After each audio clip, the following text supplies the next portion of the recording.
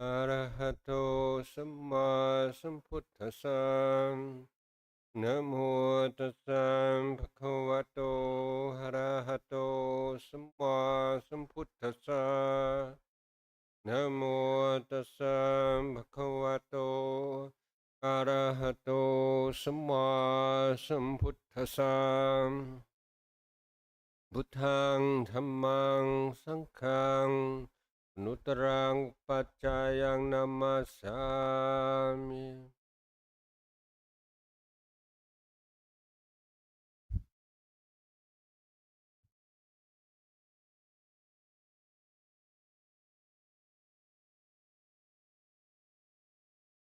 I'm very pleased to have this opportunity to address you all this evening.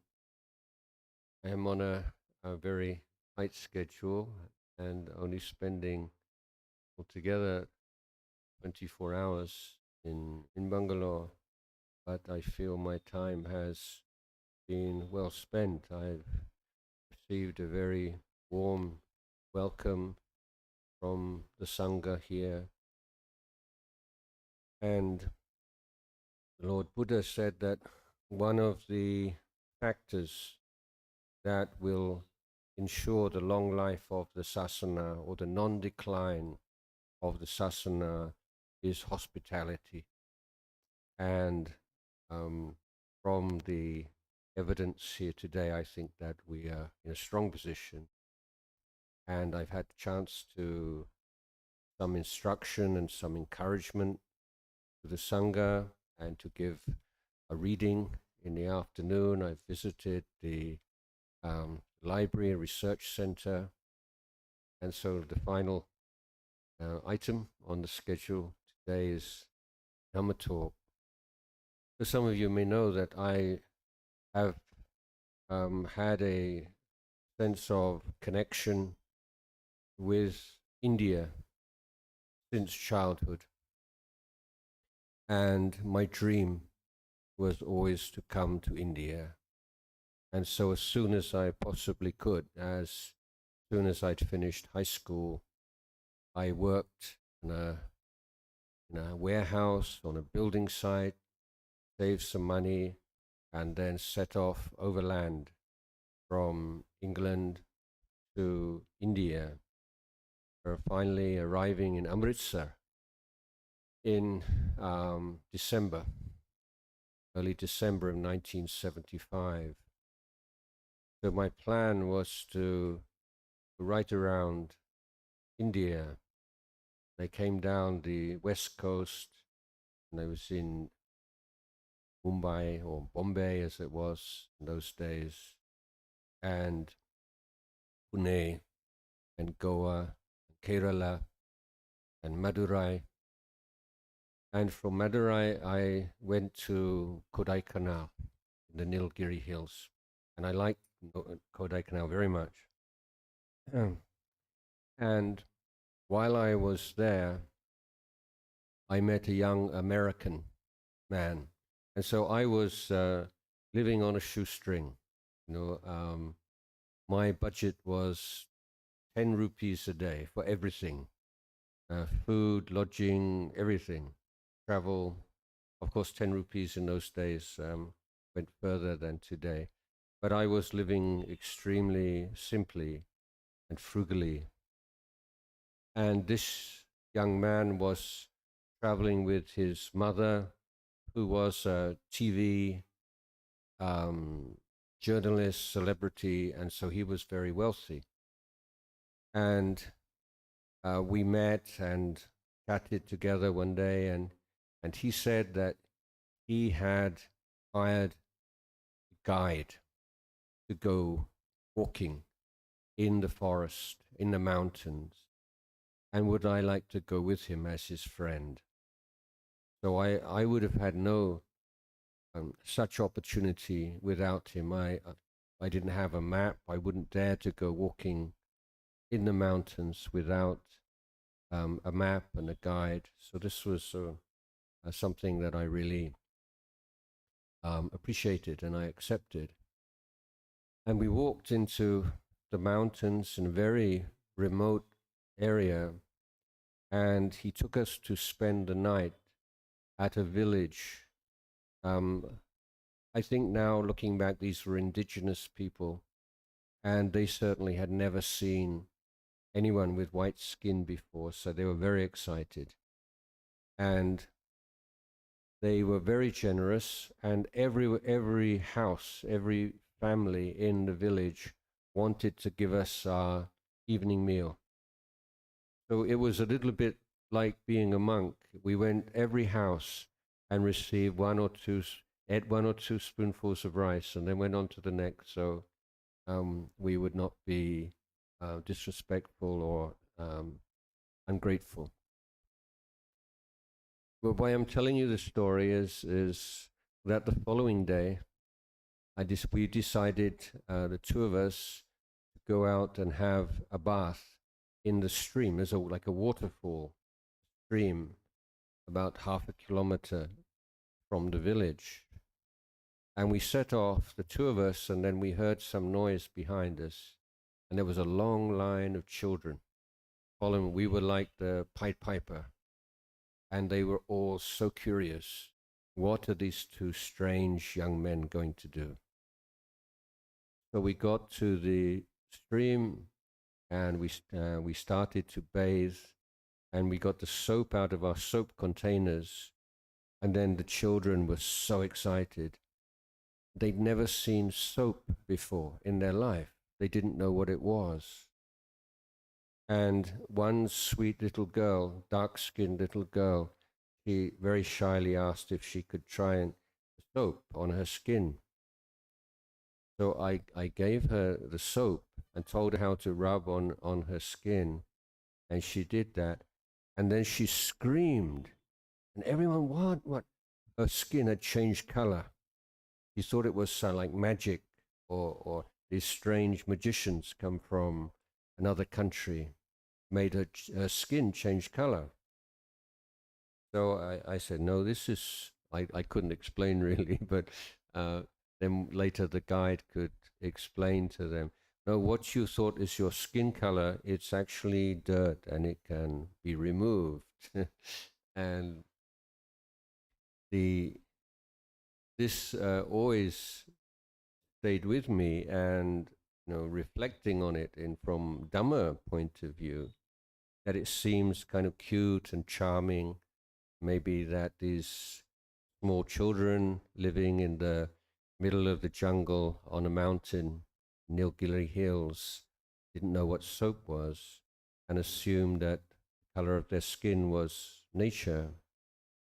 But the analogy that I would like to draw is with most Puthujjana, most unenlightened human beings. They assume that the dirt of defilement is who they are, and they identify with it, and maybe they feel guilty or feel bad about themselves, or maybe they're very puffed up and proud about themselves, but they are taking something which is not who they are to be their life, their fate. And whereas those children in that little village probably didn't suffer very much at all from not knowing what soap is, that human beings who don't know what defilement is suffer endlessly. In Buddhist circles, in Buddhist monasteries and meditation centers and academic study centers, there has been for hundreds of years, thousands, a debate about samatha and vipassana. So this means that the view is that there are two kinds of meditation. There is a calming, relaxing, pacifying kind of meditation called samatha. And there is an incisive, penetrative wisdom practice called vipassana. And so the discussion is, when do you do which one? What's the relationship between them? How much samatha do you need? Do you need any samatha?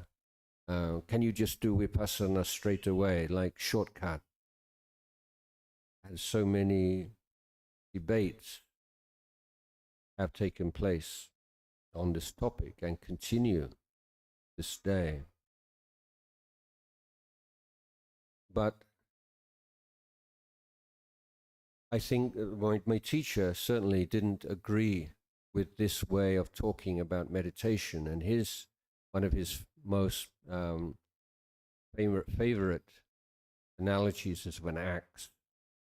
If you have an axe and you want to cut something deeply, the axe needs two properties. It needs to have weight and sharpness. If you have a very heavy axe, but the blade is not sharp, it won't cut very deeply. If you have a very sharp blade but no weight, similarly, it won't cut as deeply as it might.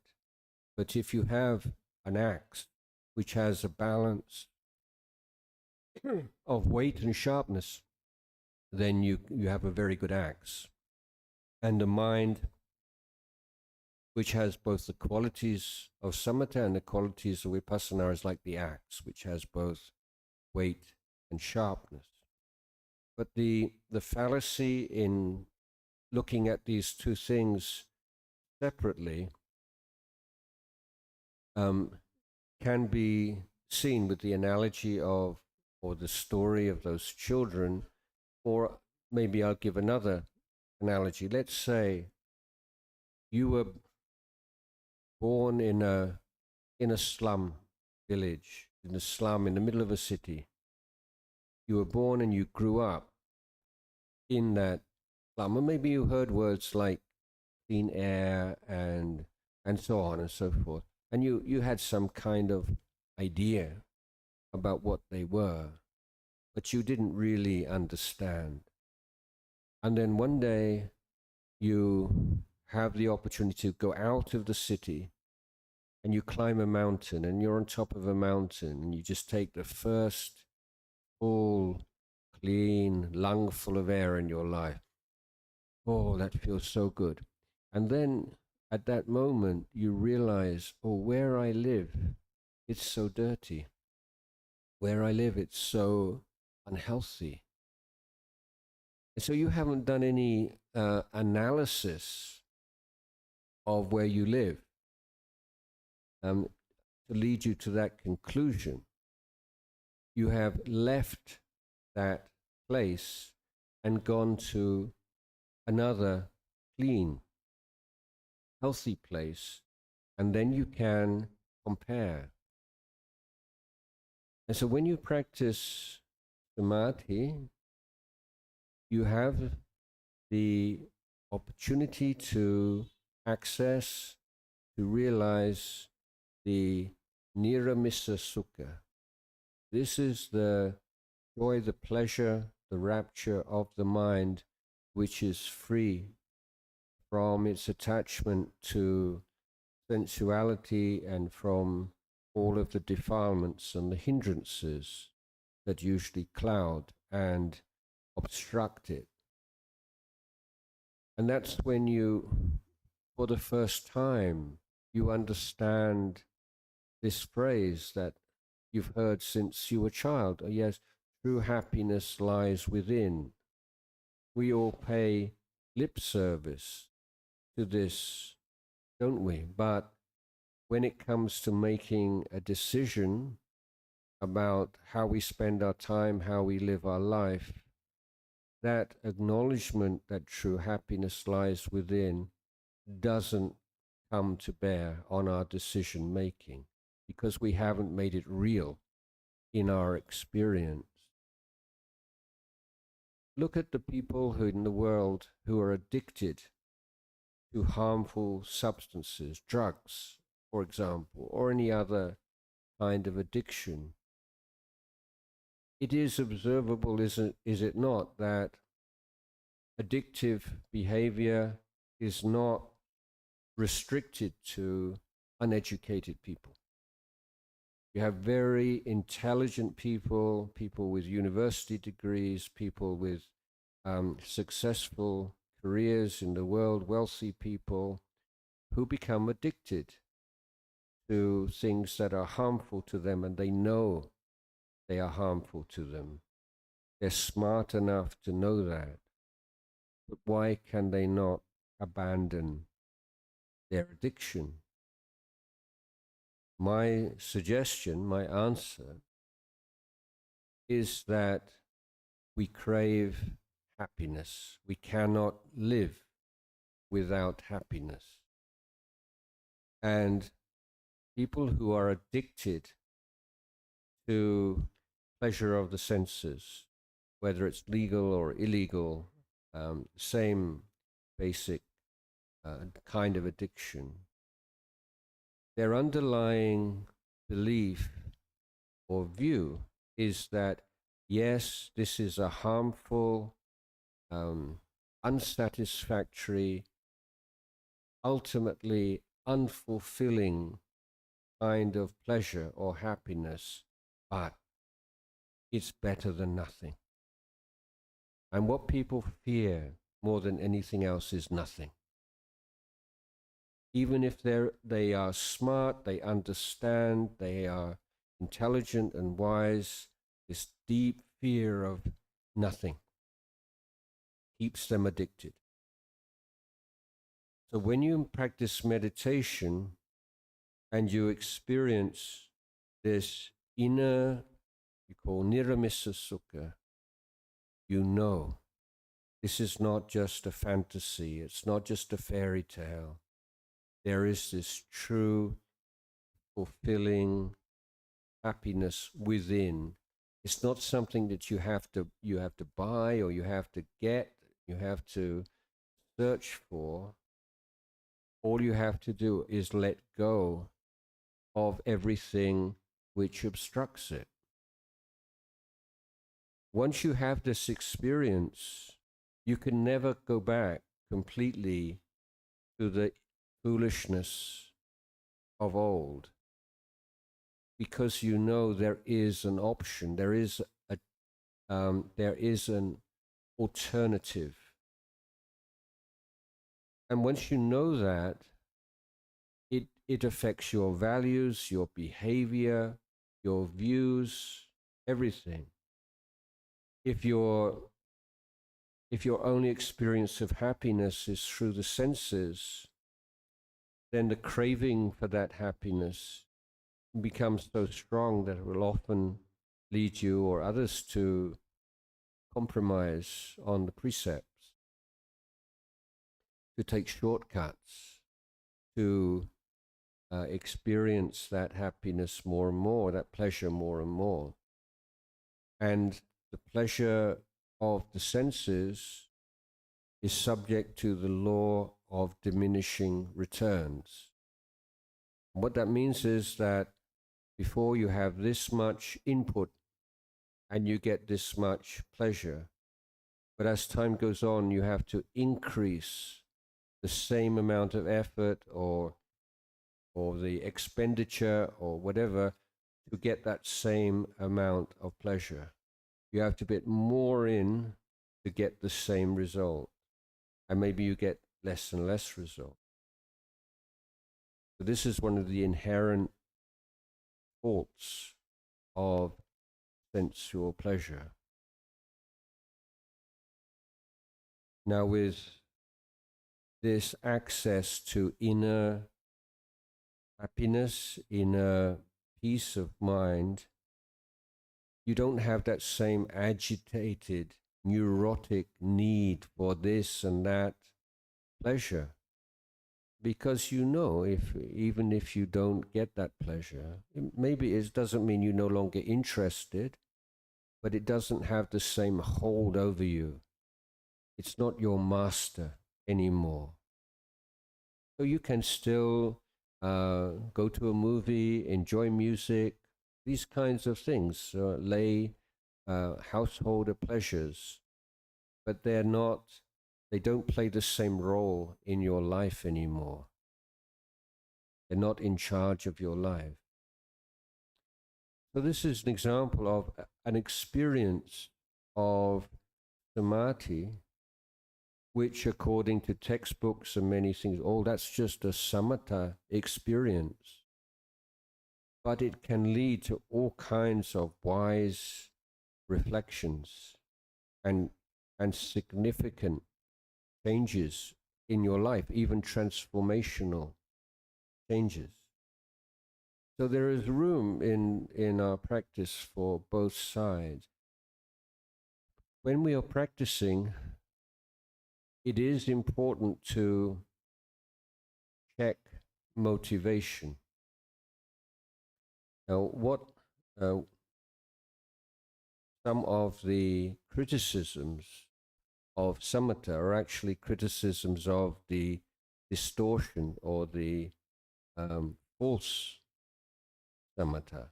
And what I mean by that is that if you make peace or sukha your goal,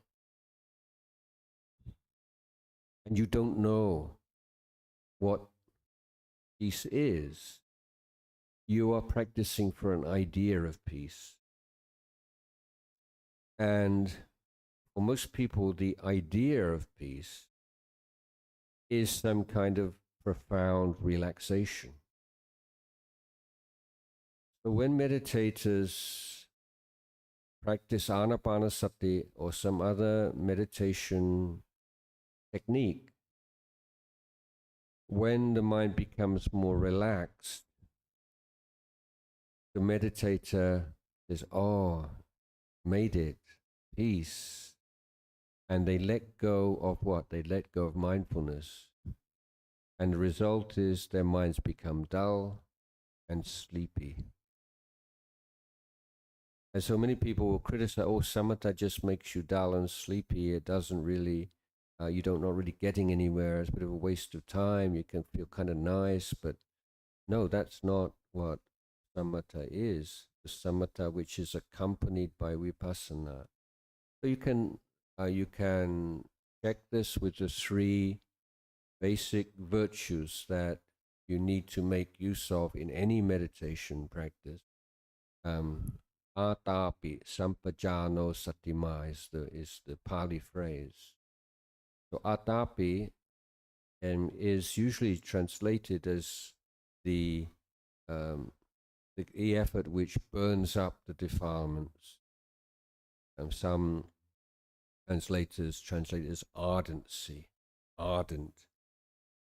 But I would suggest it is the level, the intensity of effort which is needed at any phase of the meditation. So in other words, it's optimal effort. Effort here being to protect against the arising of as yet unarisen hindrances, the effort to abandon the arisen unwholesome mental states, to give rise to as yet unarisen wholesome mental states, to cultivate further, to bring to maturity wholesome mental states that have already arisen, that the optimal effort to achieve those goals is atapi.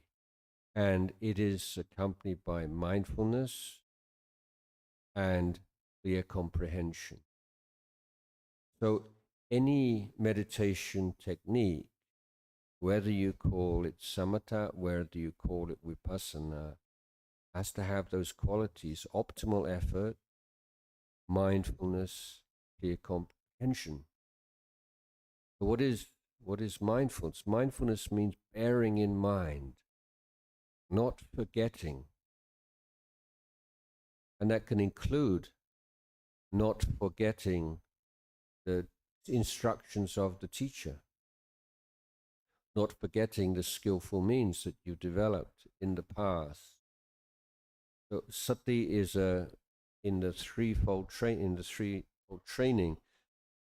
is in the samadhi group. Sampajanya is the wisdom faculty. And sampajanya reminds you of whether or not you're on course, whether or not you're on track. So if you're meditating and you lose your mindfulness, and you wake up and you realize, oh, I'm thinking about dinner, I'm thinking about family, I'm not thinking about breath. That recognition that there is a conflict between what you're thinking about now and what you're determined to think about, this is sampajanya, this is wisdom faculty. And from there, use atapi to return the mind.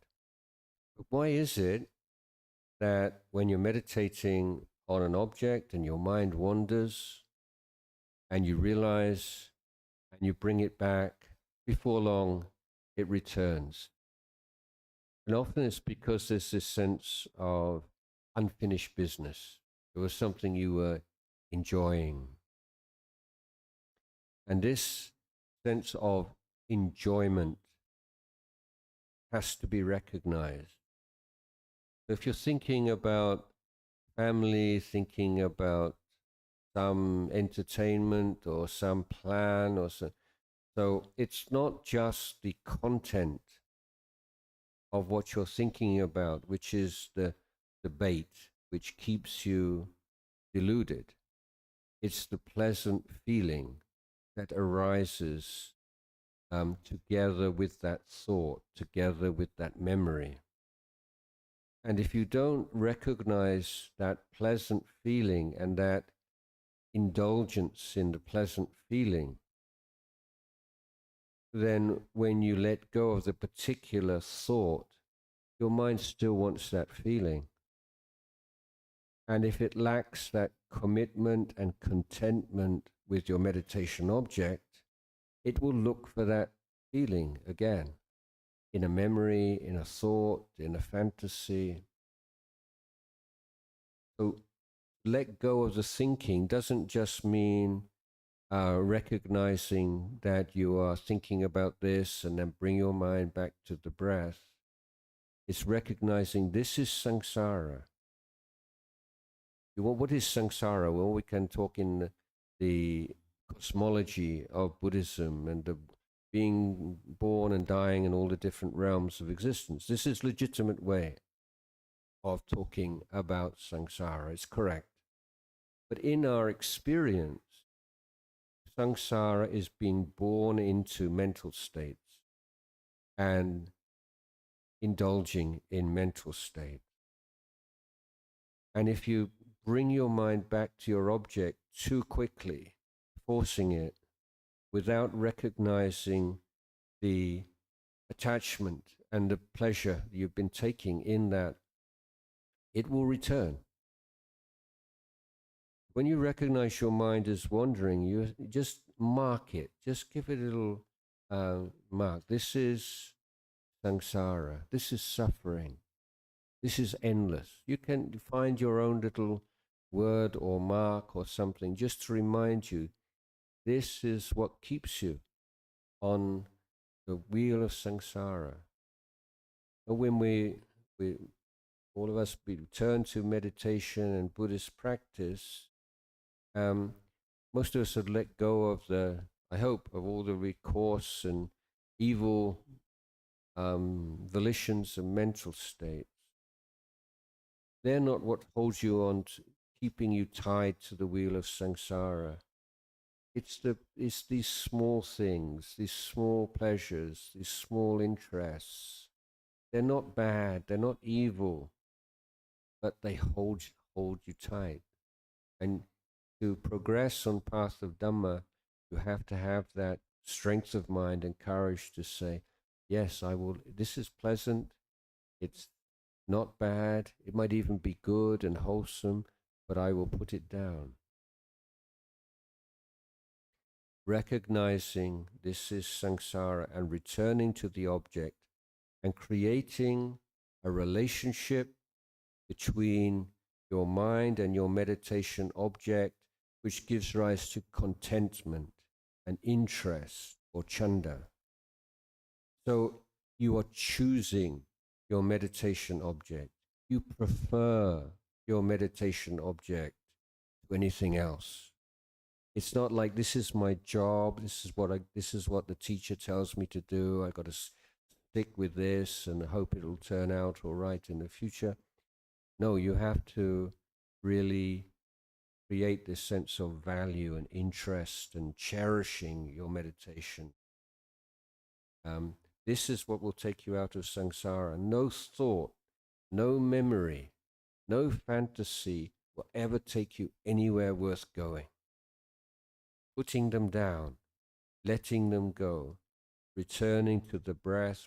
This is the open echo. It's something that takes you forward, takes you onward, it takes you inward. The Dhamma doesn't just pick you up and put you down again where you started. It takes you beyond where you were before. So we have this wonderful opportunity to study and practice Dhamma. And this Dhamma practice is available for everyone. The morning and evening meditation periods, they are important. But you should recognize that the meditation period is simply artificial means by which we manipulate our environment to minimize the obstructions to our practice and maximize the support. But the practice is the same. But in the meditation practice, formal practice, we can achieve an intensity and a continuity that's very difficult in daily life.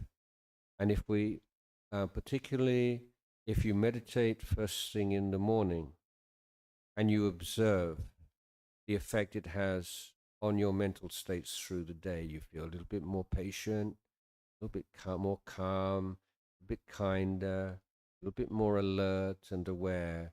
You see, yes, this increases the quality of my life. And that's where you will get the strength of mind to continue through the ups and downs. Because the practice of meditation is not like a stairway to heaven, step by step. It's more like snakes and ladders. You go up and down and up and down. And you have to have the faith and the confidence in the Dhamma and the faith and confidence in yourself, and not to be shaken by that. Hey, this is normal. And we all have the old Kamma that will manifest at different times in our life, and we can't tell. Nobody can tell beforehand. In a monk's life, some monks, their first years are just full of obstructions and doubts and pain, and then they break through to something in their late 20s or 30s, and I'm not talking about the realization of Dhamma, but the obstacles fall away, that karmic obstruction falls away, whereas other monastics can find in their 20s everything going very smoothly, and then they hit a brick wall. And this is not a function of their practice, but it's the Kamma that's arising. And it's not a logical thing. Like if you're driving across northern India and sort of like a flat lands through recently in Haryana, very, very flat. And then suddenly you come to the foothill near the Himalaya. And you say, why? What is the reason? Why did this flat land suddenly change into mountains? I can't see any causal process. No, it's not. It's topography. It's the nature of this continent of India, and our lives are like this. We have a topography. We have things, challenges. Some have a lot challenges, some have few, but they can come up in any moment, at any time, and your life can completely be turned upside down, or things that were easy become difficult, things that were difficult become easy. And it's not a function of your technique as a meditator necessarily. So we have to have this readiness. And if we look at the Buddha's teachings, generally, we can see they tend to be in a form. There are two teachings to say the Buddha will give us an observation about the way things are, the nature of things, for us to reflect on. And then the second teaching will be, given our life is like this, the khandhas are like this, or whatever, the wisest response to that truth is this. The final teaching of Lord Buddha expresses this pattern most clearly. The Buddha's observation is that all things are impermanent, all things are subject to decline and change. This is the observation. And the second part of the teaching is, given that the world is like this, you should perfect yourselves in heedfulness, or you should cultivate continuously this heedfulness. So I don't know in your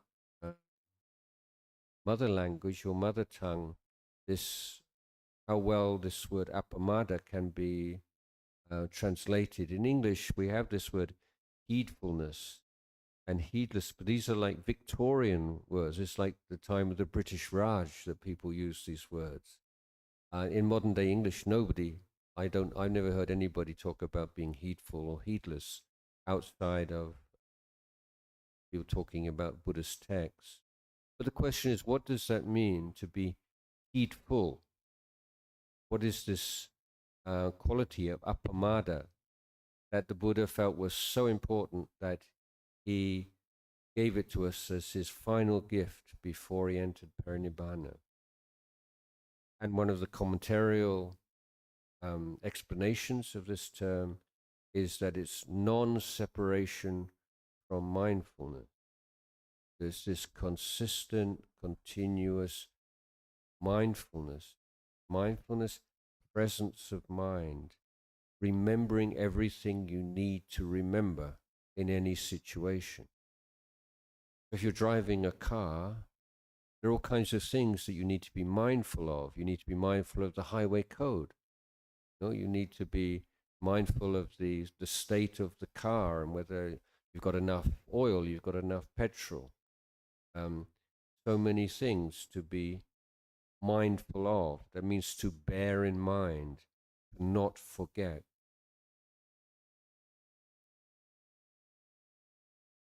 And in life, we have to bear in mind so many things. We have to be heedful. We're heedful. And the most important thing we have to be heedful of is change. This is the one, if somebody came from a distant planet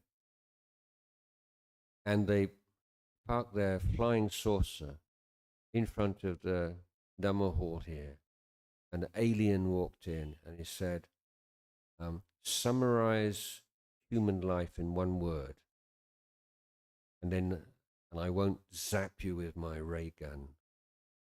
Can you give me a one-word summary of your life?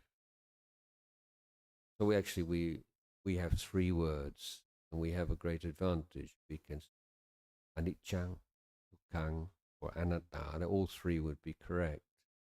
So we would exceed their expectations. But the most accessible and obvious one is anicca, or impermanence. Everything changes. It's not that we're living in a changing world. We ourselves are manifestation of that change.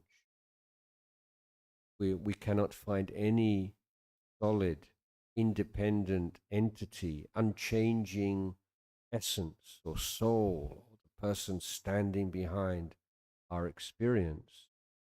There's rupa, vedana, sanya, sankhara, vinyana, arising and passing away according to causes and conditions. And the Buddha is saying that because everything external, everything internal is changing, and in ways which we cannot predict beforehand, the wisest way to live our life as human beings is with apamada. And one, or just, I've said that heedfulness is, it's reasonably accurate as a translation, but it's not a natural way of speaking for people these days. But one phrase, one idiom we have in English, which is somewhat similar and can, in some cases, be a translation of apamada, is taking nothing for granted. So this is a key virtue. Take nothing for granted. Nothing is stable. Nothing is sure. You can't rely on any. We don't want to think like that, do we? It's upsetting. We want to feel that everything is stable and sure, and we can trust and rely on every. Buddha says, to a certain degree. Doesn't mean be totally kind of paranoid and suspicious and distrustful. But ultimately, we will be separated from all that we love, all that we like, and we don't know when. We're going to die. This is sure. But when will we die? How will we die? Where will we die? We don't know.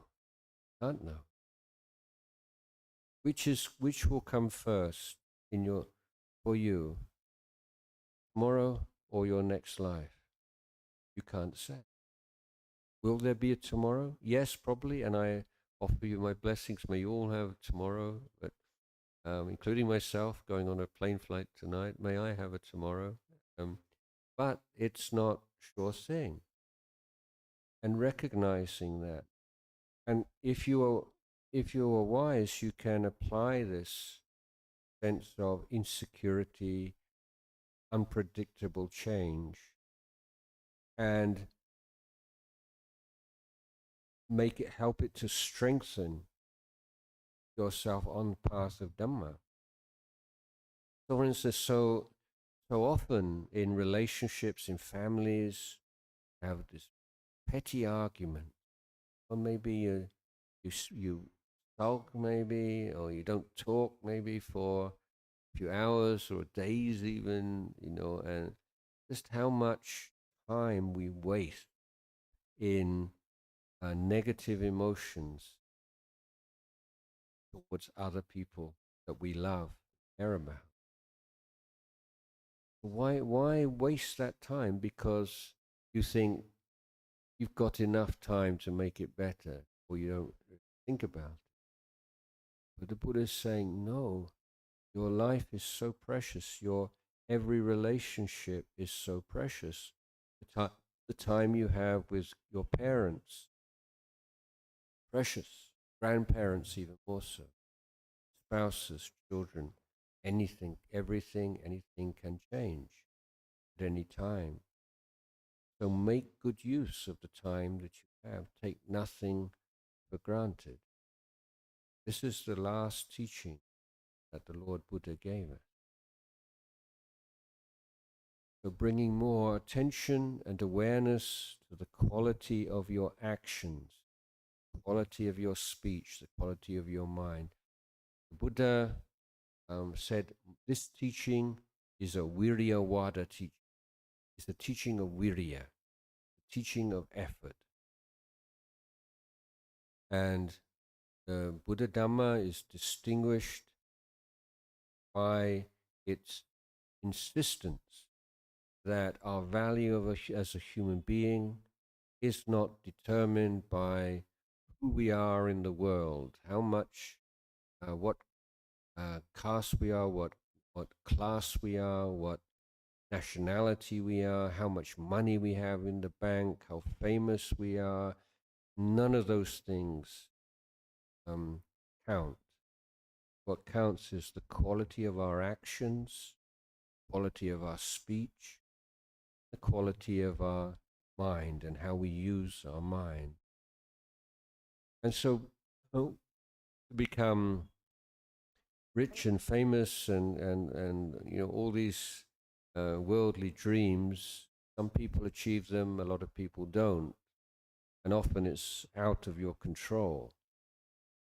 But the quality of your body, speech, and mind, your actions, how you speak, how you relate to the people around you, how you use your mind, you can take complete responsibility for this. There's always something that you can do.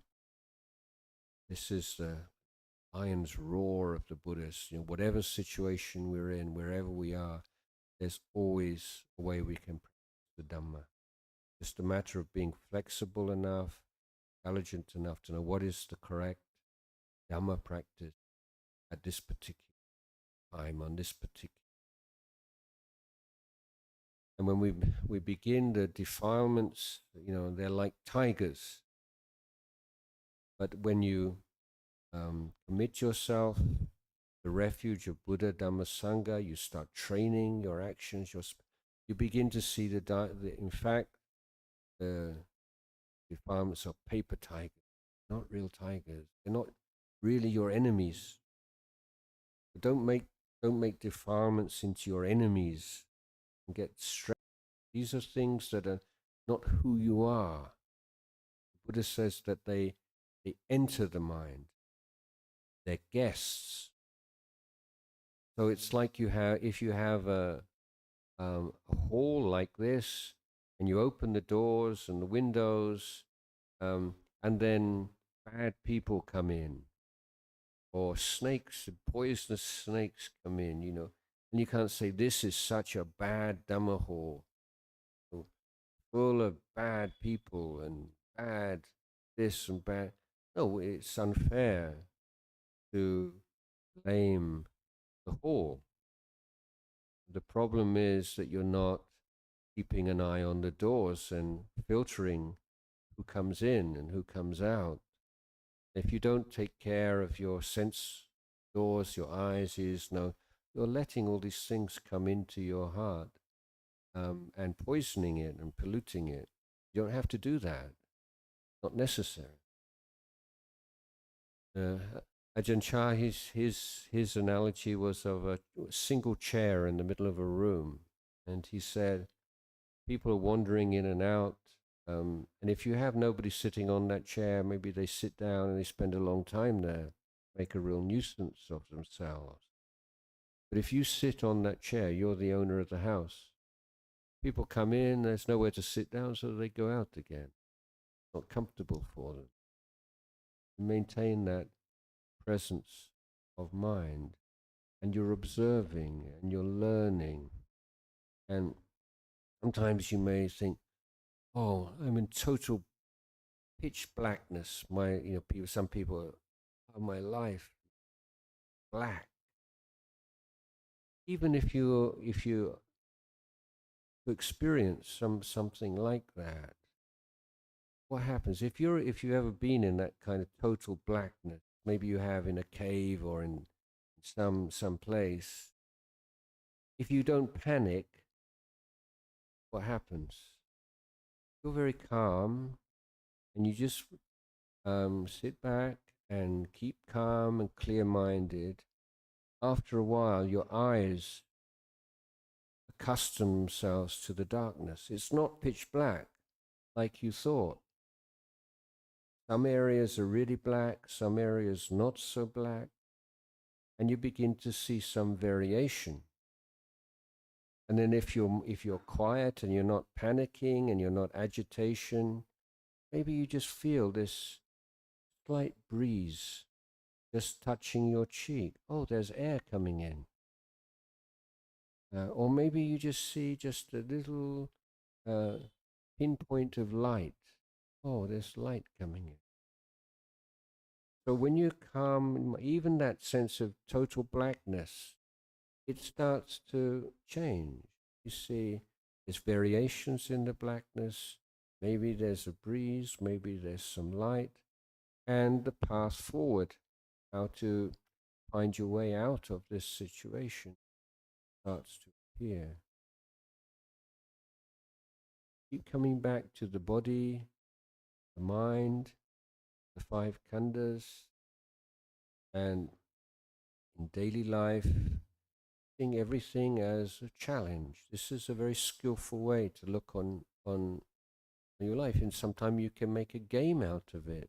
You know, if you someone who loses your temper very easily or becomes irritated easily, then see how many times uh, will I get irritated today? And then, oh, today 4 times. Okay, so now you have a goal. Tomorrow, less than 4 times. See if I get down to 3 or 2 or to 1. And finding short periods of time where you can come back and strengthen your mindfulness. So if you're sitting in an office, maybe, and looking at a screen, or you're in some other situation, you're a little bit agitated, a little bit down. Most people these days will take their telephone and on social media or YouTube or something like that. And not saying never do that, but every now and again, just sit and watch your breath for 1 minute. Just come back to this body, this mind. And when you calm down a bit, you realize, oh yeah, I get a little bit carried away with that. It's nothing. Why make a fuss about it? Or maybe you think, oh, this is not a small thing. This is actually quite serious. I need to attend to this. So when your mind is, you put down all the agitation and thinking, and you're present, you're creating the conditions for wise thoughts to arise in your mind. And you're giving yourself a chance to re-establish your attention, re-establish your mindfulness. This practice it's so much to it, so beautiful. And you study any worldly topic, worldly subject, and you get to a certain level of expertise, and yeah, it's more or less, you've reached a plateau with it, and after a while it can even become boring.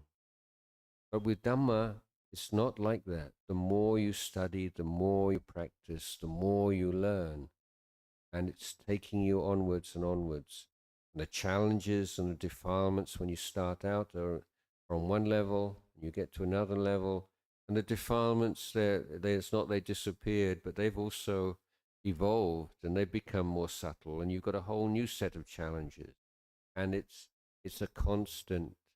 um, a constant challenge. And if you take it in that way, then it's not discouraging at all. You say, well, like climbing a mountain. If you want to climb a mountain, you climb like a 500-meter mountain. You can probably do that, and you don't feel so great about it afterwards. Not something that you're going to feel very proud of. But if you climb a 5,000-meter mountain, wow, that's really something special. But to climb a 5,000-meter mountain, that's a lot tougher, a lot more difficult. But it's worth it. It's worth it in the end. Dhamma practice in 2,500 years, all the Arya Pugalas. I've never come across any Arahant, any Arya Pugala, whether bhikkhu, bhikkhuni, upasaka, upasika, who realizes the Dhamma and they say, oh, what a disappointment. I thought it would be more than this. What a waste of time. No, never. But in the worldly, how many times people achieve their goals in the world and then very quietly maybe they don't even want to say this to anybody else, but in fact they say, this is all it is. I thought it would be so much more than this. Really. Oh, I've wasted so much time, so much of my life. The Dhamma practice will never disappoint you. It's tough, it's difficult, but it's worth it. So these reflections I'd like to share with you this evening. If you have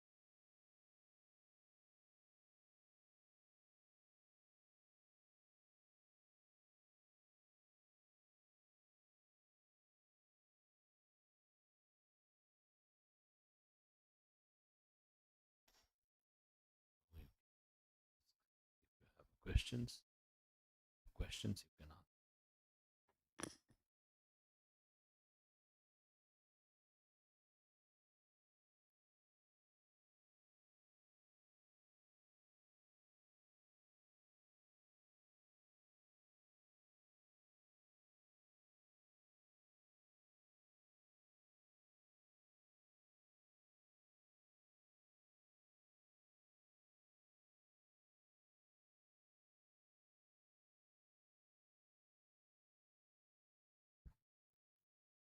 Thank you, Bante, for such a wonderful Dhamma talk. Uh, my question is on behalf of a friend who couldn't come here today. His question is basically in Dhamma practice, we often talk about recollection of Buddha, Dhamma, Sangha, and it's considered the highest object of recollection. So he wanted to know what it actually means and how to actually put it into practice. That was the question. Well, I'm not sure that I necessarily agree that it's like the highest of the recollections. But these are three of the 10 anusati practices, and different practices are useful for different people. And the Silanasati practice and Jakanasati practice, Maranasati, these are all very, very powerful practices. And with regard to Buddhanusati, Dhammanusati, Sanghanusati, then there's a certain amount of flexibility and you can be creative with this. I think for the first advice I would give was to use the chanting that we have as fundamental basis and go through each word in the Itipiso chant and can find the meanings of these terms in the in the commentaries and in the books, and you can ask the teacher and some discourse to I like these discourses where the teacher goes through every word of, and I give them myself some, and particularly with Dhamma, Dhammanusati, the meaning of Sanditiko, Kaliko, Ehipas, Opanayiko. So taking those as your focus, going through them one by one, and with Sangha also. But another path into this practice would be reading the sutta and finding particularly inspiring suttas where the qualities of great wisdom, great compassion of the Lord Buddha shine forth and find particularly inspiring.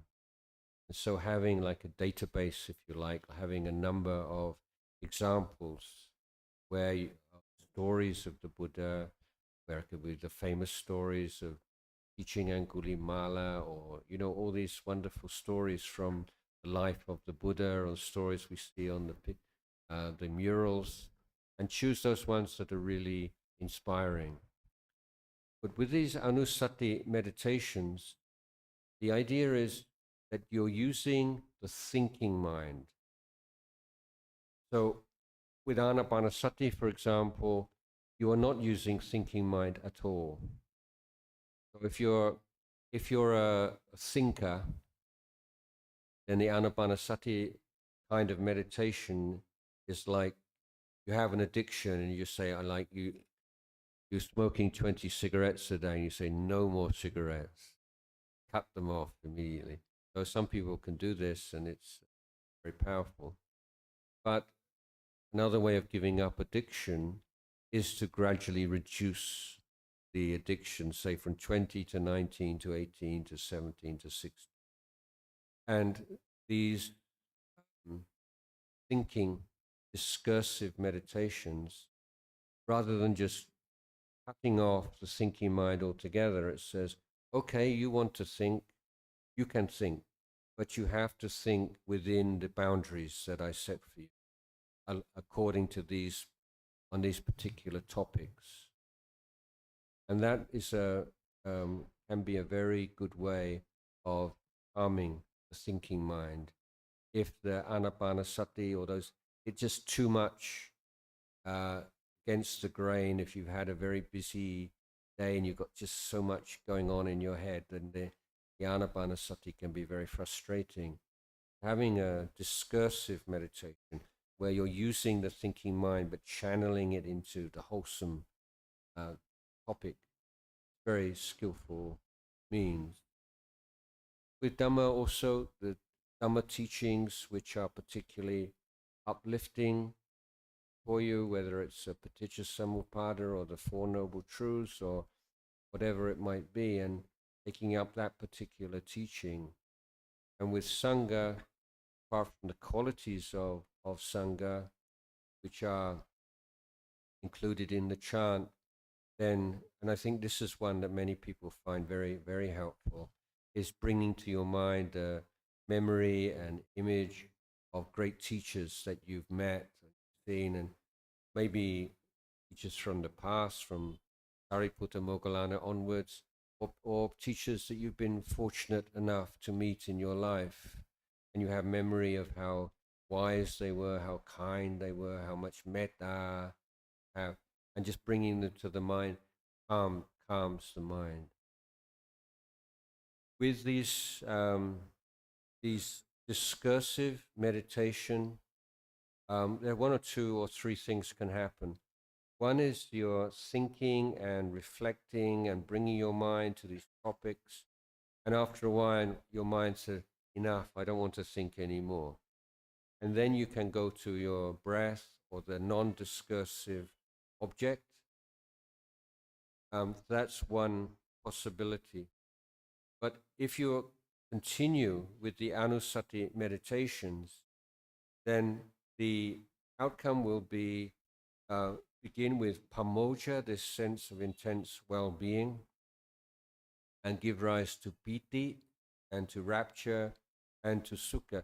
So the mind can go beyond the five hindrances and give rise to this strong sense of piti and sukha simply through the power of that recollection. So these are two outcomes of Vandami Bante. It is a great evening today, being associated with the great and distinguished Ajahn. And we have learned today about the soap analogy. It is wonderful. And also Niramisa Sukha. And also I have read your article. In that you are saying the ethical sensibilities. And for Iri Ottappa, your translation is wise fear and wise same. And also in Thailand, Thai education system, you are the instrumental in changing the Thai education system. Okay, likewise, we have also have to implement those methodologies, etc. Therefore, I request Ajahn be associated with the Maha Bodhi Society continuously, not coming occasionally. Okay, it is, we are losing the opportunity. Therefore, we request your presence often and anon, teaching us Dhamma and also enlightening about the practice of Dhamma. And now I request Ajahn to highlight the Iri Vattapa, why you are calling wise fear and wise shame. Thank you, Mansi. Let me speak on this topic of Hiriotapa for a little bit, because it's something I am very interested in, particularly as a communicator and as a translator. And there is so much difficulty in translating these terms into English. You can see how many different translations there are. That's always a sign of some difficulty. And these days, the source that I use most often is the Sutta Central website. And I like this because it has the translations into 20 or 30 different languages, so you can switch from different languages, see the translations, and also you can see the Pali word by word with the. But the translator, main translator on the Sutta Central, his translation of Hiriotapa is conscience and consideration, which for me, this is not, it doesn't help me to understand what Hiriotapa is. But the background is that for Westerners coming from Christian background, there's so much difficulty in talking about shame and guilt and fear. These things just sound so negative that people will turn away and say, why, I got enough shame and guilt in my life already. Why do I want to take on any more? How can that be a good thing? So I've been trying to find ways of talking about this. And if we look into the nature of hiri, or what I call wise or intelligent shame, that is it is a wholesome Dhamma, and it arises from yoniso manasikara, from wise reflection, beginning with the conventional sense of what is appropriate to me, what is proper to me as a human being, as a Buddhist, or as a father, as a mother, as a friend. So you have to be thinking about these and be clear in your mind what you consider is correct and the things that you aspire to. So it's creating sanya in your mind. And for bhikkhu, you're creating samana sanya. What is the correct way for a bhikkhu to deport himself, to speak, to move? And so we are on a higher level of Dhamma. We're looking to transcend all identification. But we're also working on this conventional level and creating this sanya of what does it mean to be a bhikkhu or a samana? What does it mean to be upasaka, upasika?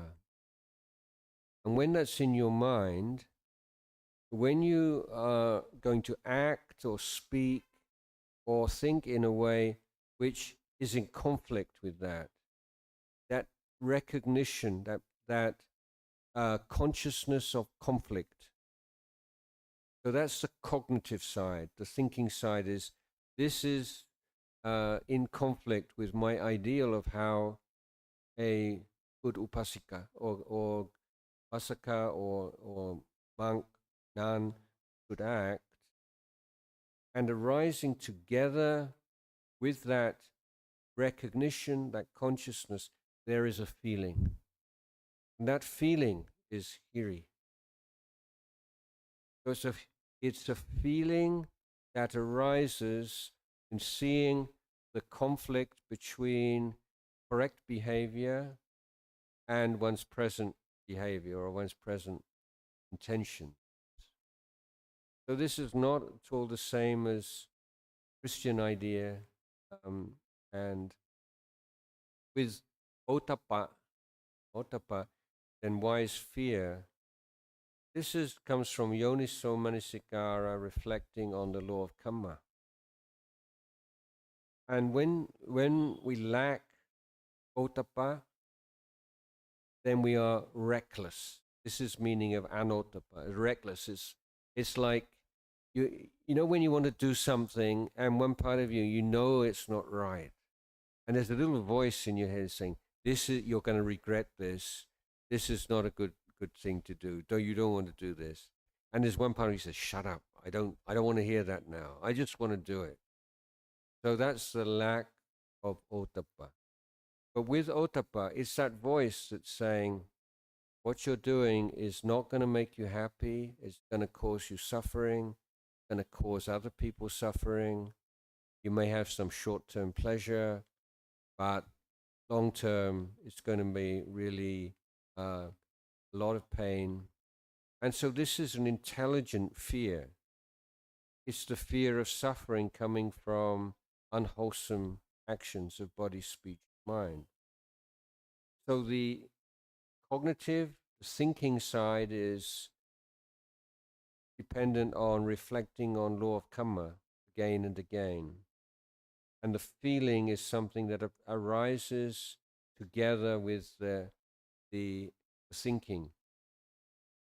But when you develop this consistently, the thinking side falls away and remains this feeling. And that's your warning system. You have this feeling, oh, this is hiri feeling. Oh, this is otapa feeling. Stop. So it becomes shortcut. So that's my teaching on hiri otapa in a nutshell. As regards to my connection with Maha Bodhi, I'm very impressed and inspired by the Maha Bodhi group is achieving, and I am what support I can give, I will give. But I have to say, I have so many responsibilities these days, and the life of a bhikkhu is somewhat the opposite to a layperson, in that a layperson, when you get in your 60s, you're slowing down and you're retiring and you're thinking, oh, maybe I take up golf or whatever people do. But for monk, you get older and you get more work, and there's more things to do, and committees and chairmen of committees and advisors to this and that. So at the same time, you have your own practice to see to. So I can't make any concrete promises. But as I mentioned to someone yesterday, I'm thanking Thai Airways, because Thai Airways now have a direct flight. So it's quite convenient for me to come to Bangalore in a way that it wasn't. And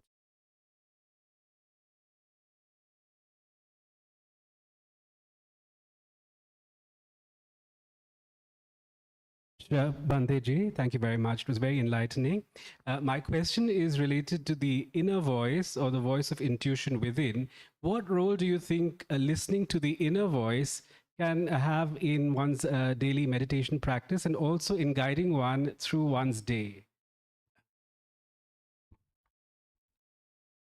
I think it depends, is probably the answer. Depends on a number of factors. It depends on experience. So, like, gut feeling is really, to my view, like digested experience. So if someone's driving a car on the ice, or an inexperienced driver, their gut feeling will tell them one thing, but an experienced driver will know, no, you don't follow your immediate feeling. You don't go against the slipperiness. You go with it, and The point being that there are counterintuitive procedures that you will only know through experience. And accumulation of experience means that you do things naturally in a way that a young person or a novice would not. So in one sense, I would say, believe your gut feeling more as you get older, because you have more data to whether it's really trustworthy or not. But even if it is reasonably trustworthy, we have to recognize that we still very easily develop blind spots, and we develop ways of justifying and explaining things, and we're not always so honest with ourselves. So I wouldn't say that you should always follow that feeling, even with experience. But the idea we have finding good friends and creating this good community and making yourself open to feedback from others, so that you are exposing and gradually eliminating the blind spots. The other safety net that we have is the 5 precepts. So if there's some intuition on something, then if it's not going to have any impact on our conduct, body and speech, then generally I would say go for it. Yeah, if it seems the right thing. But this would be, the red light, or the boundary you don't cross. Anything that would lead you to compromise on 5 precepts.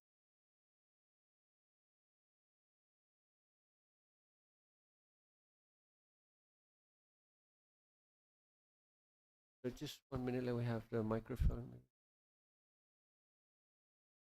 I'll come back to you in yes. Over here.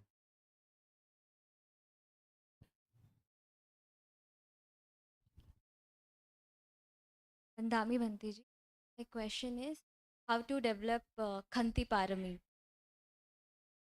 Antiparami, first of all, you have it already, okay, to a certain degree. With all the parami, the first thing is you have to really want to develop it, see its value, and being willing to make sacrifices in order to develop it. Kanti parami is kind of like the unglamorous parami, you know. Even amongst monks, you maybe go off on some walk, or you do some practice, and you say, "What did you?" Well, I didn't really get that much from it, but I guess I got some kanti from it. It's like consolation prize. You don't get what you really want. You can get some kanti, and it wasn't complete waste of time. But as you know, I think the Buddha says kanti paramang tapo titika. So kanti is the supreme incinerator of defilements. So if you're really want to develop a practice, kanti is absolutely invaluable. And my training in a forest monastery, northeast Thailand, this was the main pillar of teaching.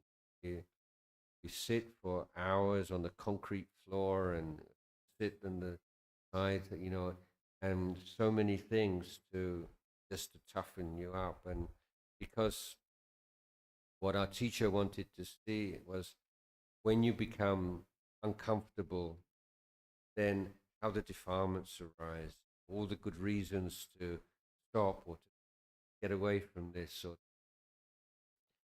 find some other way, and how just bearing with that, and you see this, all this stuff comes up in your mind, and it passes away, and you can find a great peace and insight through that. So one is really keep coming back to reflecting on the value of Khanti in practice in your life, and the suffering that you've experienced or you see other people experiencing through lack of it. So that's really motivating. And spending time with people who are also developing kanti, not with people have no kanti, and just gradually working on it. And when you find some progress, you just rejoice in that. Wonderful. And when you see kanti in other people, develop mudita. So this means it becomes more and more of a important thing in your life, and you find more and more natural. Conduct yourself. Thank you, Bhante.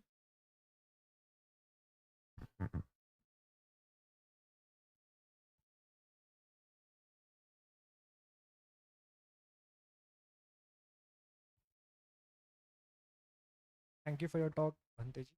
I have two questions. First one is, how should one decide if they are ready to let go, pursue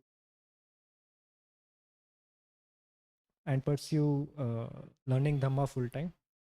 And my second question was, with many teachers and traditions, how should one decide which tradition to focus on to practice Dhamma?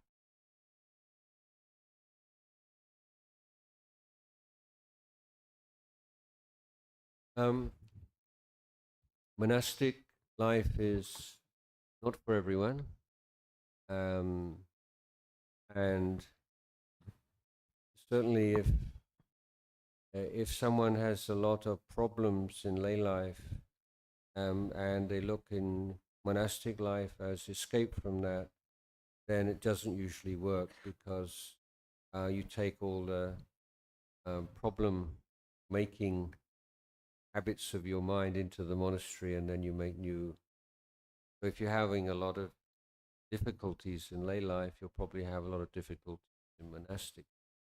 Nevertheless, if in the case that your practice has been steadily deepening, and it become more and more meaningful to you, and the goals and values of the lay world become seem more and more superficial and unsatisfying, and you don't have any responsibilities to family, then monastic life is certainly something to consider. I think it's good to spend a month, 2 months in a monastery first, just to get a sense of what it's like. It's very different when you're spending a longer period of time than going on a retreat in a monastery, because when you do short times in monastery or short retreats, it's almost like honeymoon, everything's wonderful. But then when you're a month or 2 months, you go through a lot of things, ups and downs, and you get a lot better idea of whether or not this is really the best path for you, whether your best path is as a ordained Buddhist or as a lay Buddhist, 5 precept or 8 precept. So I would say, if you have the freedom, you don't have any responsibilities holding you down, then give it a try. See, but begin just keeping 8 precepts, wearing white, and living in the monastery, and getting a sense for monastic life and whether it suits you and whether you can fit in. And that, if you can afford it, then just going to Thailand and try it in one of the monasteries in Thailand, see whether this is in fact what you're looking for. With monastic traditions, then you don't want to get into this spiritual supermarket shopping around, and the basic principles are Vinaya. Any monastery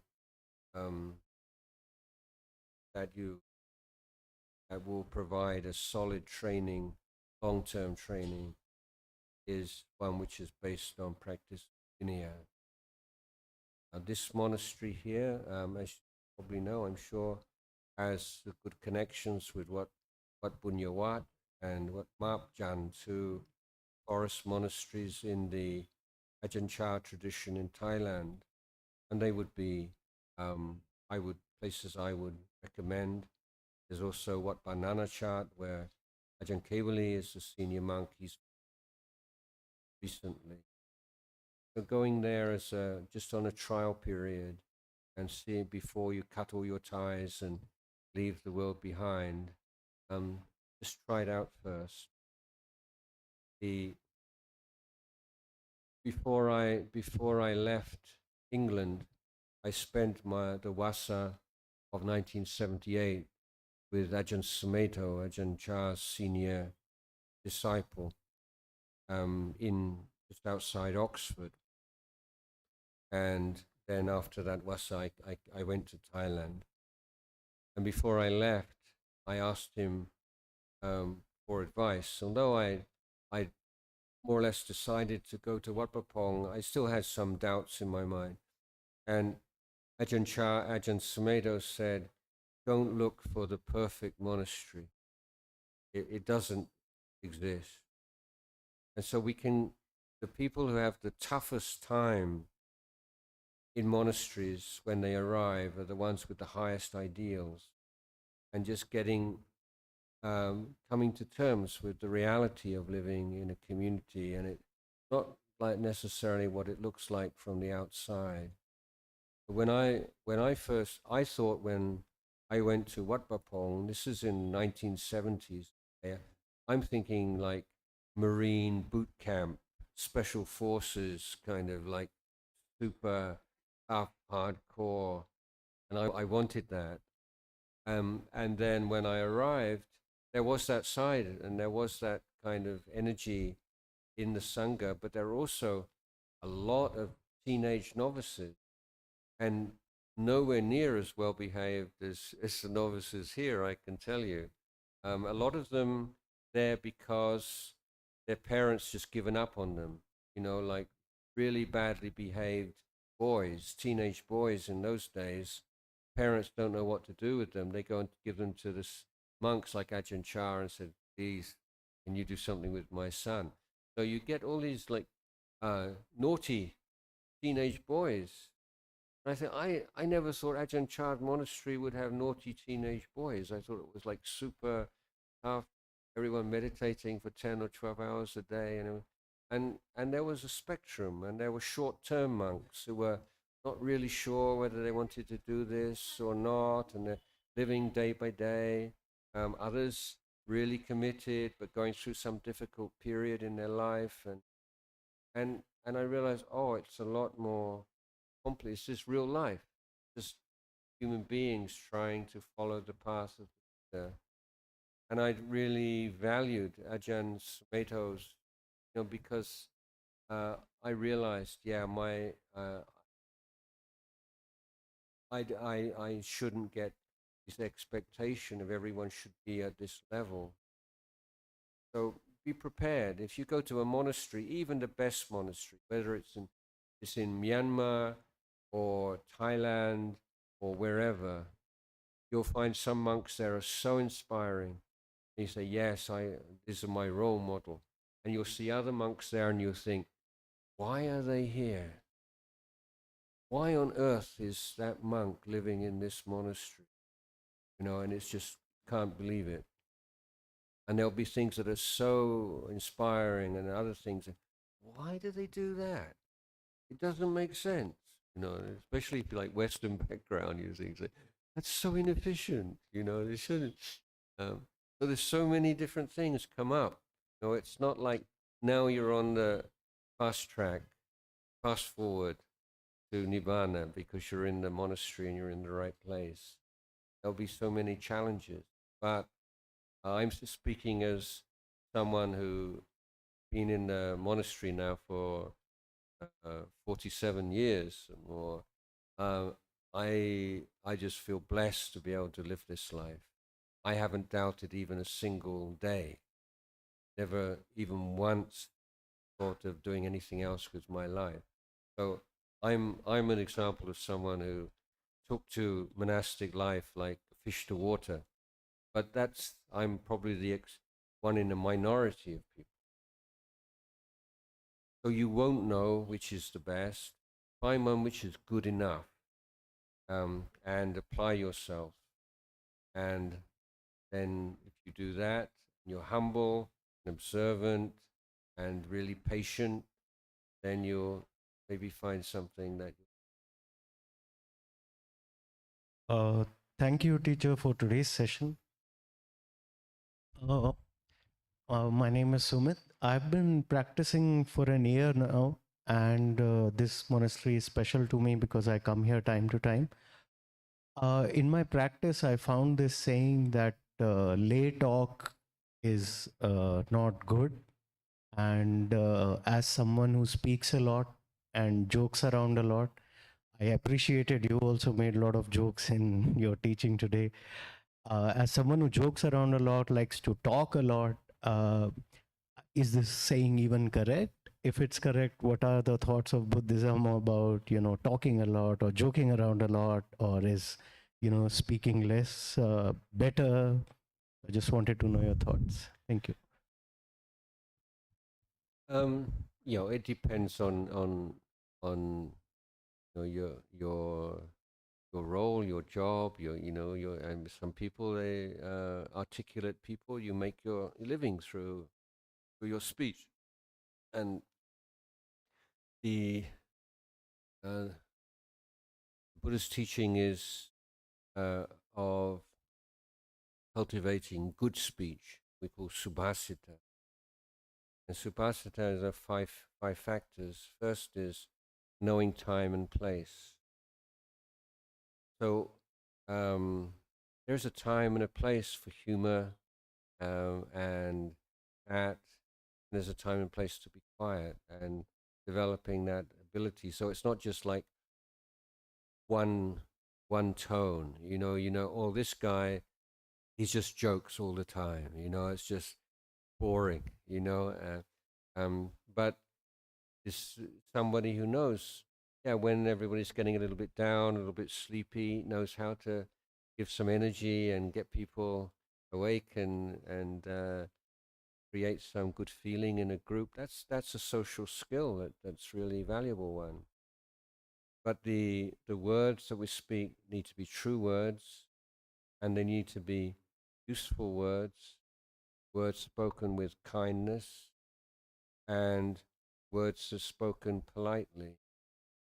So we know that to grab attention with speech, coarse words grab attention, and words that make fun of people, and teasing, hurtful words, they're also popular.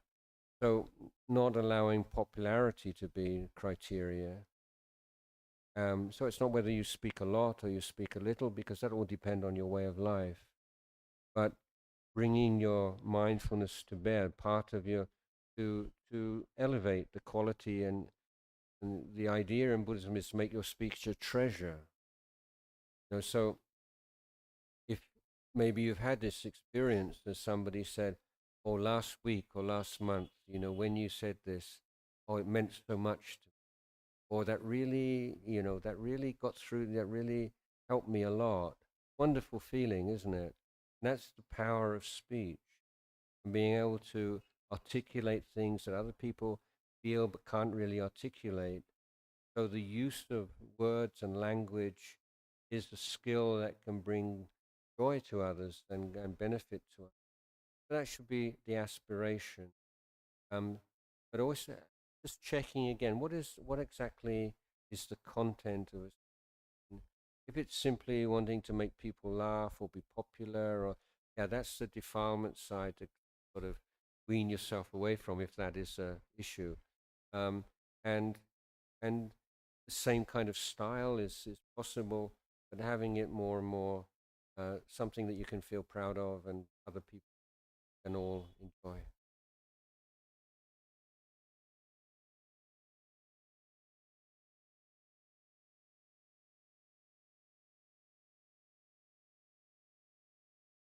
Thank you, Ajahn, for the wonderful Dhamma talk. Here. My question is regarding taking nothing for granted. Sorry, I didn't. taking nothing for granted. Yes. Yes. So there are times when there is something skillful to be done, Yeah. and but say there's fear or anxiety or some sort of a negative emotion blocking that action at that time. And there are other times when you're kind of on a roll, doing one good thing after another. So I want to ask how to have or cultivate that kind of a awareness or discernment, that when to kind of pause or even stop and say to yourself that fine, I'll just take it up later on, and when to push on with it. Yeah, I don't know if there's any kind of um, trick or technique. It's more experience and learning from experience. And when you have some block, then being able to look what's going on here. Is this fear, or is this prudence and wise restraint? So it will depend. Maybe sometimes it's one, sometimes the other. But you're having this intention to be looking and learning, and you get a feel for it after a while. It becomes natural, like any skill, like working with wood or playing a musical instrument or driving a car. It's a skill that you develop. Yeah, this you need to push it, and this you need just to relax a little bit. But there's not any kind of textbook for this. This is experience, really, and learning from experience. When you observe, for example, if how important it is that other people see you in a certain way, and the fear that this will change how people see you. They maybe won't like you so much, won't respect you so much, and how that's like that just takes the mind on a journey. You're going like, and sometimes you say, yeah, but this is the correct thing to do, and I can bear with that. I've borne with criticism before, and people misunderstanding. I can do that when you're sure that this is correct. And it's not just your own thinking, but you have Buddhist teaching of or the teachers as a checklist. The Buddhist teachings they have so many of these, 5 of this and 6 of that, and memorize those, because they give you a really good checklist just to be sure that you're not just following your own desires and then making it seem rational and reasonable and so on. That kind of rationalization and justification, having that objective standard from the Buddhist teachings of your, yeah. And I would say at the end of the day, for all the information, all the great teachers, all the great teachings we have, at the end of the day, this is trial and error. That's it. It's trial and error, and quite a lot of error. Thank you.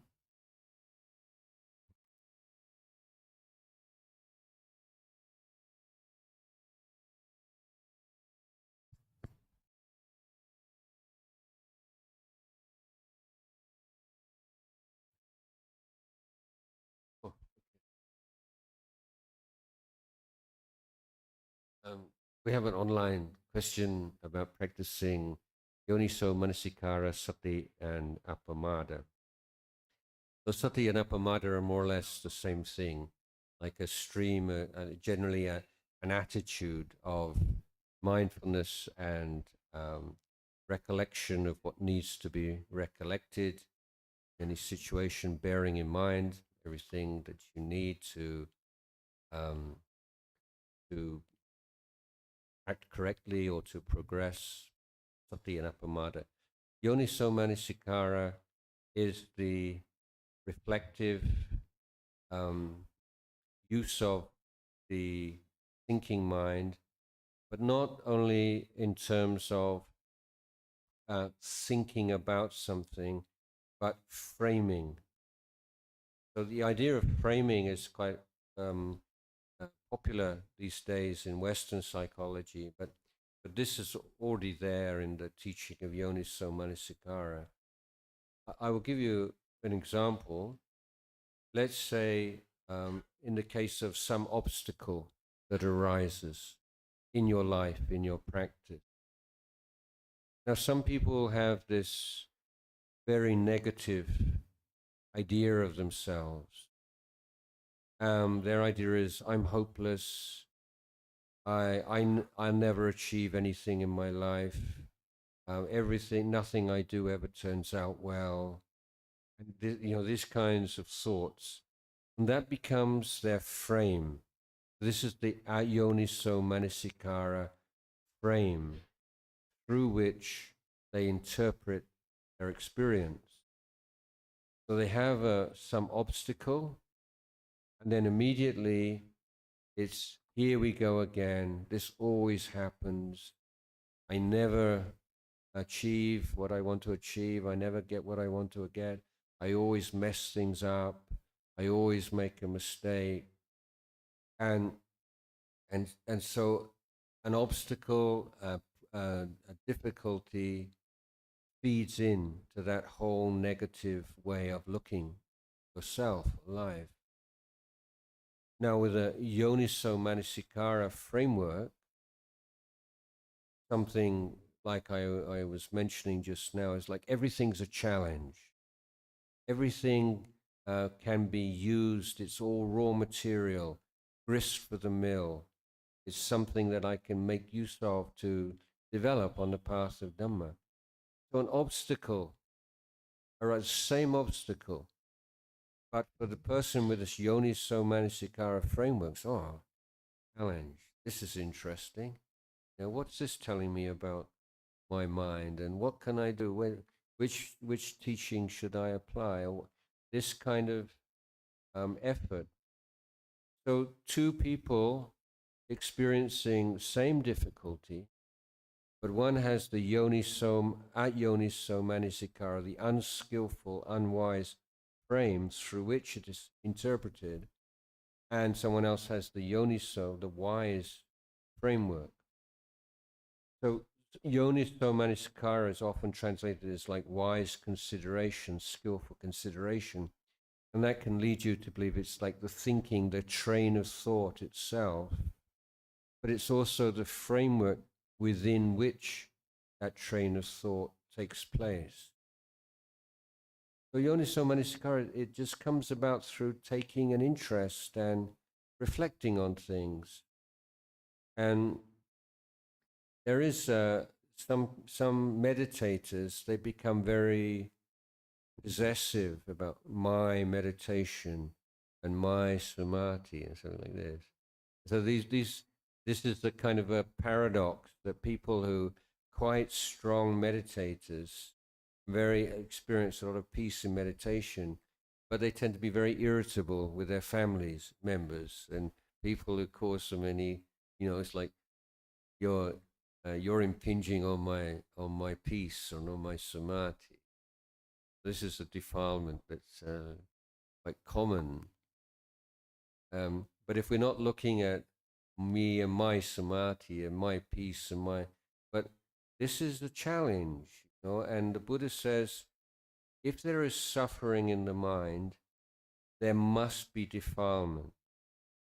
So this is our primary Yoniso Manasikara.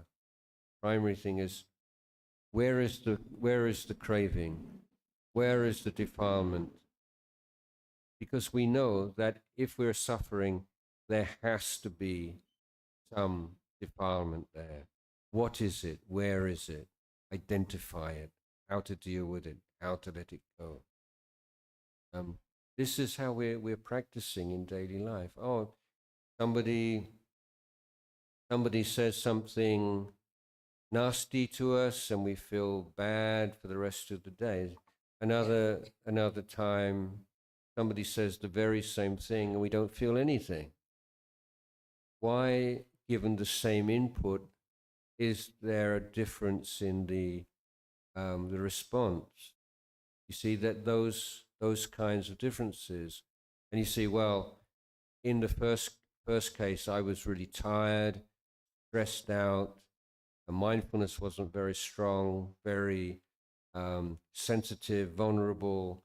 And so when I got those words, those unkind words, it just really blew me over.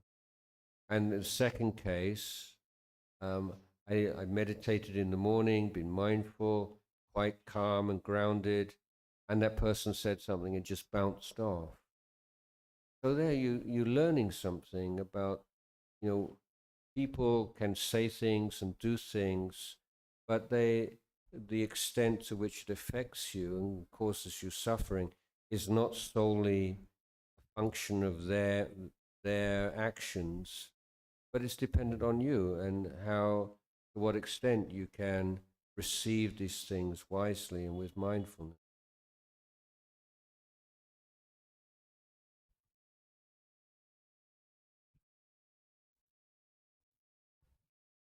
Vandami Vande. So my questions are like, are there really nerve centers on the spinal cord? And if they are, what are their importance? And if one of them got hurt, then will it have the reverse effect on the body, one person's body? And also, so many instances, like the past instances which that person has gone through, that will occur at one's instance only. So, and what it has to do with the vipassana? What was on the spinal cord? First question is, are there really nerve centers on the spinal cord? Centers on the spinal cord. Goodness, I have to check with AI. Actually, I have gone through this. In Hinduism, there are 7 nerve centers, and in Buddhism, there are 4 nerve centers. Are we talking So, about chakras, like in the? Yeah, chakras. Oh, okay, chakras. So, yeah. but I don't believe that chakras word. I will believe on the nerve centers because there are nerves in the body. Yeah. So, I just want to know if it is in the Buddhism, then what are their importance? Well, it's noticeable that chakras and references to chakras appear in the Tibetan Buddhist tradition, but not in the Theravada Buddhist tradition. The Buddha didn't talk about these things. And so as the Buddha said on a number of occasions before he entered Parinibbana, he would only enter Parinibbana if he had imparted everything that human beings need to know to become enlightened. He didn't leave anything out. He said, I have no closed fist. I have no special teachings for the inner circle. Everything is out there. So I don't think you need to worry about this. Is it purely a physical phenomena that can be observed through an MRI machine or whatever, or is it something more immaterial which cannot be registered physically? Doesn't matter. I mean, I think what is certain is that in meditation, you can experience most meditators experience sensations at these different areas, whether it's on the top of the head or between the eyes or in the throat or in the heart or in the belly or in the perineum. And so that experientially, we can say we experience something. Most meditators experience it. But the Buddha, from what I was saying, you don't have to worry about it. Maybe you can hold both things. Maybe there are chakras, maybe there are not. Nobody's forcing you to make a choice. You can hold both of them in your mind. What was the second question? What's that got to do with vipassana? Vipassana means you're aware of rising and passing away. You don't have to give names to things. Okay, thank you. Yeah.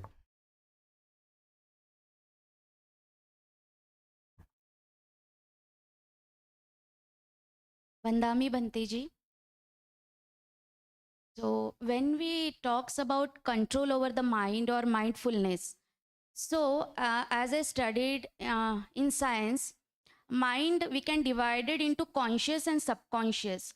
So in Buddhism, can we refer, like, can we divide it as conscious and subconscious? If yes, then are there a different techniques to have a control over it or to do meditation? I'm not sure I would agree that science says there's consciousness and unconsciousness. That's one explanatory framework, one amongst a number of different ones. So I don't want to get into that way of talking about the mind so much. Let's say in practice, we can observe that when the mind becomes calm, things come up from the past and things that can be traumatic, memories, and things that have been held down for a long time. And if we can sustain mindfulness, purification takes place. And what I mean by mindfulness is when there are images and memories and traumas, and it can be some physical expression arises, there tend to be two reactions. One is just to be panic or to be completely caught up in it, and follow it and believe in it, and the other is to push it down. They get away. I don't want that. Or some people even stop meditating altogether because they find they're afraid of it. But if you can simply allow something to appear and just be there, allow, and this is patience. Patience here means just allow something unpleasant to be there without reacting against it, and it will pass away. Maybe it will come up again and pass away again. And every time that something comes up into your mind that you've held down and you allow it to pass away naturally, it will start to fade away. It will weaken and eventually it will disappear. So this is a way that we purify these, if we want to call unconscious, or we call repressed memories, or we call traumatic, whatever, we experience physical and emotional phenomena when the mind becomes calm. And the wise way to deal with it is not to react to it, not to indulge in it and grasp onto it, not to push it away and allow it to pass away. Thank you, Bhanteji.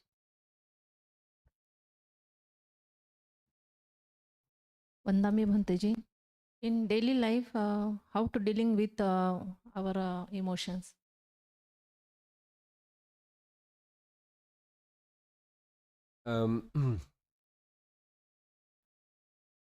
First of all, very try to be succinct. First thing in the morning, before anything else, some meditation. Start the day off in a good, wholesome state. The practice is sila, samadhi, and panya. Sila means that you are using the 5 precepts as basis for restraining and preventing emotions causing bad kamma that will have lasting effects on yourself and your relationships with the people around you. So you maybe get angry and irritated. That's okay. That's something gradually to work on. But from day one, you make a promise to the people you live with. Sometime I'm going to get angry. You know, I'm an angry person or irritated or something. But I promise you that I will not abuse you physically or verbally. And by this, you create sense of safety for everyone, and trust. But that's if you have mindfulness and patience and restraint to prevent the physical or verbal expression of negative emotion. You also need to be working on the heart, the mind itself, in systematically developing the positive emotion. You can't live without emotion, but you want a positive emotion of kindness and contentment and generosity, all these beautiful emotions, to take the place of a negative emotion. And then using wisdom from the Yoniso Manasikara and the ways of reflecting, for instance, to see the suffering that arises from the negative emotion, suffering in your life in the past and from people around you, and the beauty of people who have let go of the negative emotion, and they have this, they are always very calm and kind and peaceful, and so this is giving you motivation to develop emotion. So emotions are, expression of feelings. It's a more matter of channeling that energy into the positive side, not holding down emotion. Emotion's okay, but we need to channel into the wholesome emotion.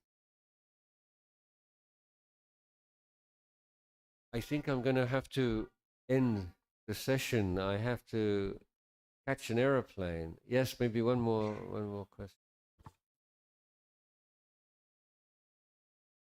Vandami Bhanteji. Bhanteji, mindfulness is very much important in Buddhism and in daily act also. Then does not that mindfulness to be mindfulness always create a pressure on the mind? Pressure. Yeah. Always being mindful. Does not it develop a pressure on the mind or on the brain? Well, you don't need that kind of nagging figure. You be mindful. That's all the time. You don't have to think about it like that. It's a beautiful thing. It's like it's an opportunity. So this is like yoniso manasikara and ayoniso manasikara. But the two poisonous words you can try to avoid in your life in general and with mindfulness is should and shouldn't. You should be mindful. You should not be mindless. You should be a good person. You should be. Once you get into that should and shouldn't, you've lost it already. So mindfulness is not like this special thing, and also the secular mindfulness has made this big thing out of mindfulness. It's not. It's just one part of the Eightfold Path, and it's combined with a clear comprehension. And I'll give you an example of my favorite example of mindfulness and clear comprehension. So in my tradition, the young monks, they all try to learn the Patimokkha, which is the 200, they learn by heart the 227 rules. And it's quite a big project to learn this and takes some months for most people. And there was one monk who was very hardworking and diligent, and he'd start off in the morning and he'd be chanting, and late at night, after the evening service was over, after the evening group meditation, he'd go back to his kuti, and 10, 11, 12 o'clock at night, he'd be chanting the Patimokkha. He's very mindful of the Patimokkha. But his chanting was disturbing all the other monks who wanted to meditate or maybe want to sleep. So the question is, what is his fault? It wasn't a lack of mindfulness of his object, which was the chanting, but context and how being mindful affect other people. So mindfulness is giving you that big picture. Sampajanya is giving you the big picture, why you're being mindful, for what, how you're being mindful, and what's going on here, what's the consequences, the implications. So mindfulness is not in a cocoon of itself. And what the secular mindfulness, where it deviates is for us, we have to have this samadhi, because we're mindful of samadhi and the law of Kamma and so on. It's not just you know what's going on right now. It's within a context. And the Eightfold Path gives the context. Otherwise, you could say, if you could be mindful of cracking a safe in a bank or something like that, you know, if you're totally in the present moment, but not in the right way, we would. So if you're not being mindfulness, it's like this. And so mindfulness is like that. So that's not pressure, that's a release of pressure. Not being mindfulness, which is, you know, causing stress in your life. Just like wake up. But don't use the word mindfulness, just say, wake up, wake up. Thank you, Bhante.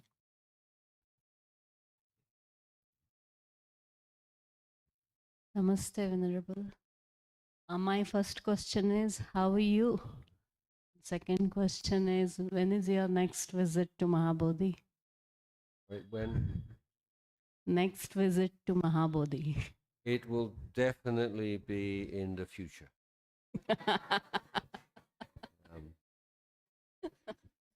So I really have to go now. Otherwise, my next visit will be after I've missed my plane.